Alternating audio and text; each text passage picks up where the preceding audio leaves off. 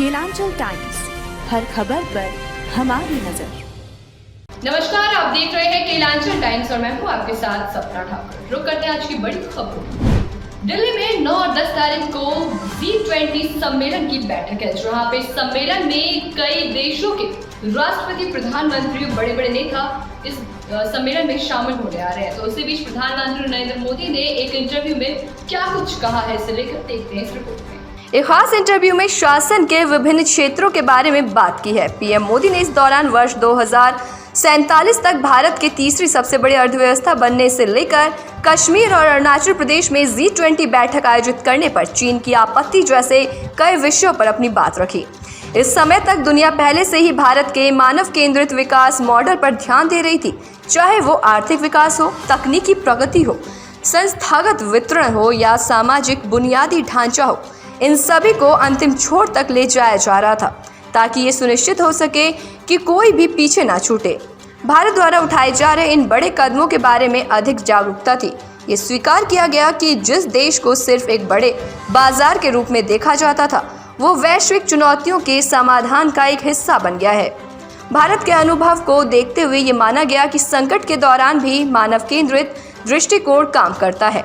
एक स्पष्ट और समन्वित दृष्टिकोण के माध्यम से महामारी के प्रति भारत की प्रतिक्रिया प्रौद्योगिकी का उपयोग करके सबसे कमजोर लोगों को प्रत्यक्ष सहायता, टीकों का विकास और दुनिया का सबसे बड़ा टीका अभियान चलाना और लगभग 150 देशों के साथ दवाओं और टीकों को साझा करना, इन सभी को दुनिया ने महसूस किया और अच्छी तरह से इसकी सराहना भी की गई।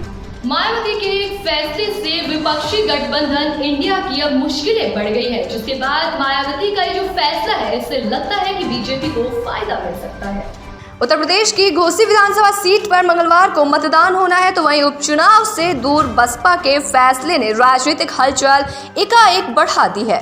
पार्टी के प्रदेश अध्यक्ष विश्वनाथ पाल ने बसपा चीफ मायावती का हवाला देते हुए अपने वोटरों से चुनाव से दूर रहने की अपील की है। वहीं जो समर्थक मतदान प्रक्रिया में भाग लेने घर से निकलते भी हैं, तो उन्हें नोटा का बटन दबाने को कहा गया है। इस ऐलान के बाद बीजेपी अब बसपा के वोटरों को अपने पाले में लाने की जुगल में लग गई है। उसे उम्मीद है कि मोदी योगी की योजनाओं का हवाला देकर बसपा के वोटर उनके प्रत्याशी के पक्ष में आसानी से आ जाएंगे, जिसका असर सीधे चुनाव परिणाम पर दिखेगा। यूपी का घोसी उपचुनाव सियासी नजरिए से बेहद अहम माना जा रहा है। लोकसभा चुनाव 2024 से पहले हो रहे इस चुनाव को एनडीए बनाम इंडिया गठबंधन के रूप में देखा जा रहा है। सपा प्रत्याशी सुधाकर सिंह को कांग्रेस रालोद का समर्थन मिला, वहीं सपा से बीजेपी में आए दारा सिंह को सुभाषपा का भरपूर साथ मिल रहा है। लिहाजा घोसी सीट पर सीधे लड़ाई भाजपा और सपा के बीच है। ऐसे में दोनों गठबंधन इस जीत से सियासी संदेश देना चाहते हैं। उधर बसपा के ऐलान के बाद भाजपा और सपा में हलचल तेज हो गई है। कारण घोसी सीट पर 90,000 से ज्यादा अनुसूचित जाति के वोटर हैं, जो परिणाम को प्रभावित करने की क्षमता रखते हैं। बसपा के ऐलान के बाद भाजपा ने अपनी स्थानीय टीम को एक्टिव कर दिया है। उन्हें विश्वास है कि प्रधानमंत्री मोदी और मुख्यमंत्री योगी ने बिना भेदभाव के हर वर्ग के लिए काम किया है। खासकर दलित पिछड़ों के विकास के लिए कई योजनाएं संचालित की है। ऐसे में बसपा के चुनाव से दूर रहने पर ये वोटर भाजपा के साथ आसानी से आ जाएंगे। उधर स्टालिन के सनातन धर्म के खिलाफ विवादित बयान के बाद मल्लिकार्जुन खड़गे के बेटे प्रियंक खड़गे ने उनका साथ दिया है। तमिलनाडु के सीएम के स्टालिन के बेटे उदयनिधि स्टालिन द्वारा सनातन धर्म को लेकर दिए गए विवादित बयान के खिलाफ पूरे देश में विरोध जारी है। भाजपा ने इस बयान पर विपक्षी दलों के इंडिया अलायंस की मंशा पर ही सवाल खड़े कर दिए हैं। वहीं अब कांग्रेस के राष्ट्रीय अध्यक्ष मल्लिकार्जुन खड़गे के बेटे और कर्नाटक सरकार के मंत्री प्रियंक खड़गे ने इशारों में उदय स्टालिन का समर्थन कर दिया है।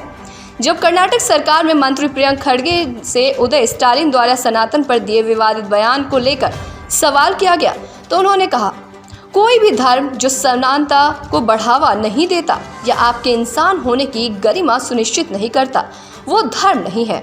मेरे अनुसार कोई भी धर्म जो समान अधिकार नहीं देता, आपके साथ इंसानों जैसा व्यवहार नहीं करता, वो बीमारी के समान है।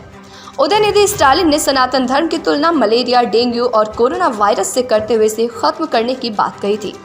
अब इस पर कांग्रेस नेता केसी वेणुगोपाल ने भी रिएक्शन दिया है। उन्होंने कहा कि सर्वधर्म समभाव कांग्रेस की विचारधारा है। हालांकि उन्होंने दूसरी लाइन में ये भी कहा कि सभी राजनीतिक दलों को अपनी बात कहने का हक है। सनातन धर्म पर विवादित बयान देने वाले उदयनिधि स्टालिन के खिलाफ सुप्रीम कोर्ट के वकील विनीत जिंदल की ओर से दिल्ली पुलिस ने शिकायत दर्ज कराई गई है। हिंदू सेना ने भी उदयनिधि स्टालिन के खिलाफ दिल्ली पुलिस आयुक्त के सामने शिकायत दर्ज कराई है और कार्रवाई की मांग की है। इसके अलावा शिवसेना के नेता राहुल कन्नल ने मुंबई पुलिस को पत्र लिखकर उदय पर कार्रवाई की मांग की है। हालांकि उदय स्टालिन ने कहा है कि वो भी अपने बयान पर हमेशा अडिग रहेंगे। राजस्थान के मुख्यमंत्री अशोक गहलोत ने जुडिशरी पर आरोप लगाया और कहा कि वकील जो लिख कर देते हैं वही फैसला आता है। राजस्थान के मुख्यमंत्री अशोक गहलोत ने केंद्र में मोदी सरकार को घेरते हुए कई सनसनीखेज आरोप लगाए हैं।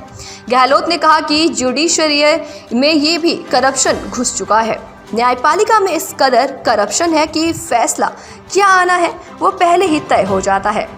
गहलोत ने केंद्र सरकार की एजेंसीज पर भी बात की। सीएम ने कहा कि एजेंसियां जिस प्रेशर में काम कर रही हैं वो तो सबको मालूम है, इसलिए अब ये एजेंसियां जहां छापा मारने जाती हैं वहां पहले से अलर्ट पर कर दिया जाता है, क्योंकि उनको भी पता है कि वो लोगों को परेशान कर रही है। गहलोत ने यहाँ मीडिया कर्मियों से कहा, आज न्यायपालिका में बहुत भ्रष्टाचार हो रहा है। कई वकील जो लिख कर देते हैं वही फैसला आता है। न्यायपालिका के अंदर क्या हो रहा है, स्थिति गंभीर है और देशवासियों को इस बारे में सोचना चाहिए। उन्होंने कहा, मैंने कई नामों की सिफारिश भी की जो जज बन गए, लेकिन मैंने बाद में उनसे संपर्क नहीं किया। मैंने न्यायपालिका, आरपीएससी या एबीसी में कभी हस्तक्षेप नहीं किया। मैंने अपने जीवन में इन संस्थानों के मामले में कभी भी हस्तक्षेप नहीं किया है। मुख्यमंत्री ने भाजपा विधायक कैलाश मेघवाल द्वारा केंद्रीय कानून मंत्री अर्जुन राम मेघवाल पर लगाए गए भ्रष्टाचार के आरोपों को भी सच बताया। बता दें कि हाल ही में राजस्थान विधानसभा के पूर्व अध्यक्ष कैलाश मेघवाल ने अपनी ही पार्टी के नेता और केंद्रीय कानून मंत्री अर्जुन राम मेघवाल को भ्रष्टाचारी नंबर 1 कहा था। गहलोत ने कहा, मुझे पता चला है कि उनके समय में बहुत भ्रष्टाचार हुआ था, लेकिन मामले को दबा दिया गया।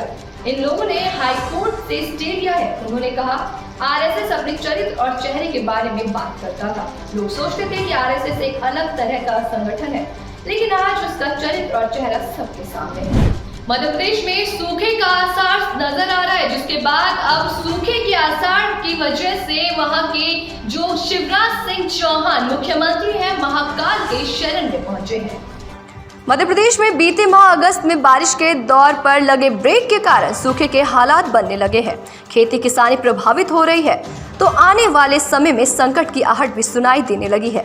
लिहाजा देवताओं को प्रसन्न करने का दौर भी शुरू हो गया है। राज्य में अच्छी बारिश हो, इसके लिए मुख्यमंत्री शिवराज सिंह चौहान स्वयं उज्जैन में बाबा महाकाल के दरबार पहुंचे और विशेष पूजा अर्चना की। राज्य में हुई बारिश की स्थिति पर नजर दौड़ाई जाए तो एक बात साफ हो जाती है कि अगस्त माह में राज्य में बहुत कम बारिश हुई है। इस अल्प वर्षा के चलते फसलें भी प्रभावित हो रही हैं और खरीफ की फसलों पर संकट गहराने लगा है। मुख्यमंत्री चौहान ने रविवार की रात को तमाम अधिकारियों के साथ बैठक की और वर्तमान हालात की समीक्षा की और निर्देश दिए कि किसानों की जरूरत को ध्यान में रखकर आवश्यक कदम उठाए जाएं। इसी क्रम में मुख्यमंत्री शिवराज सिंह चौहान सोमवार को उज्जैन पहुंचे और उन्होंने यहां उत्तम जल वृष्टि की कामना के लिए महारुद्र अनुष्ठान किया। चौहान ने यहां भगवान महाकालेश्वर का पंचामृत पूजन किया और यहां 66 ब्राह्मणों के साथ महारुद्र अनुष्ठान के 1331 रुद्र पाठ किए। वर्तमान में भादो मास चल रहा है। श्रावण भादो मास में महारुद्र पाठ का अधिक महत्व है। इसी के तहत शिवराज सिंह चौहान ने विशेष अनुष्ठान किया है। तो ऐसी तमाम बड़ी खबरों के लिए देखते रहें केलांचल टाइम्स।